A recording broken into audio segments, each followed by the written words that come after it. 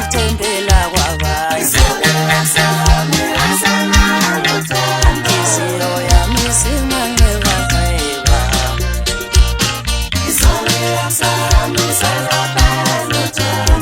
uyithemba lami wena wakhetha ukuthembela kwabanye inhliziyo yami isimanqebaqeba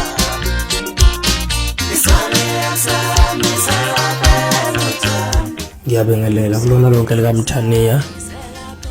Ngibingelela wonke umuntu obukela lephoma kulesikhathi samanje.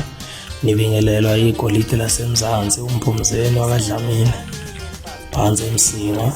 Bafowethu lapho ngithulela nanku umsebenzi wethu omusha ka-2021 nengithembayo ukuthi bafowethu nizowuthokozela.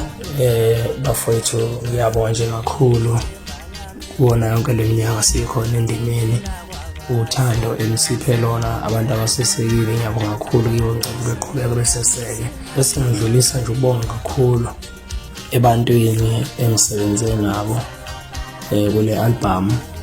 Ngidlulisa nje ukubonga kakhulu bona bonke abafowethu esisame nabo.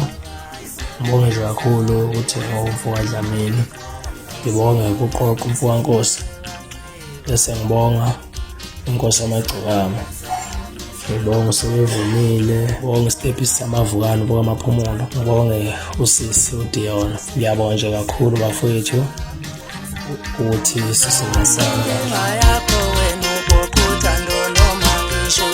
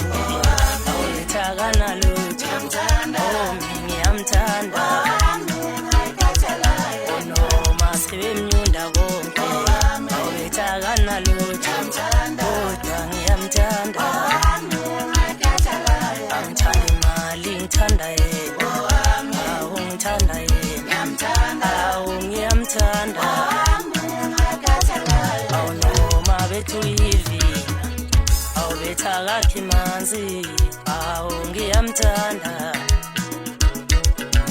Noma bethu ivi awubethakathi manzi, ngiyamthanda. Noma bethu uhlala ekhaya awubethakasebenzi, kodwa ngiyamthanda.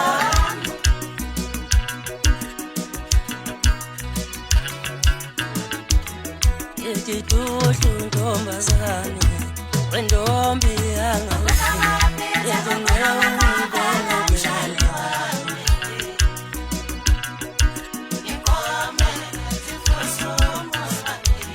yetiduhlu ntombazane wentombi yangaphini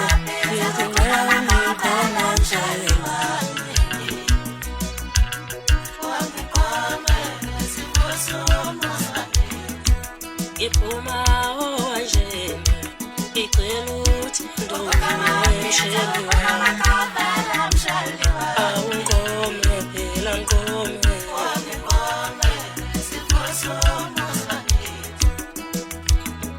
yakuthanda ntombi yakuthanda nkosikazi yethi ngicela ungiphe uthando